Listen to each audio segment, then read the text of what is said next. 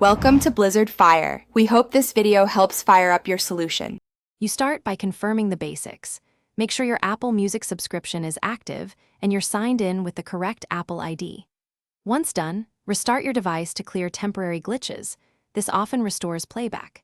Next, toggle airplane mode for about 10 seconds and then turn it off to refresh network routes. Make sure you're on a stable Wi-Fi or cellular connection because streaming requires continuous bandwidth and weak networks cause songs to fail. You now inspect app and library settings to resolve sync or file issues. First, update iOS and the Music app so you aren't blocked by bugs. Updates often include playback fixes. Then go to Settings, right arrow Music and turn Sync Library off, wait a few seconds, and enable it again to force a metadata resync.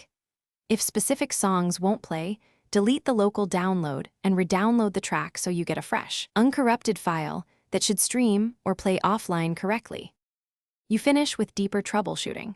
Sign out of your Apple ID in Settings, restart the device, and sign back in to reset account tokens that control Apple Music access.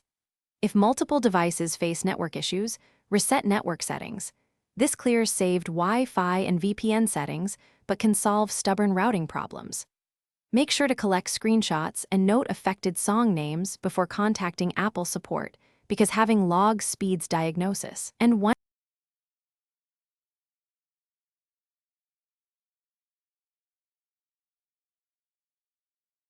Thanks for watching. If you found this helpful, don't forget to like and subscribe.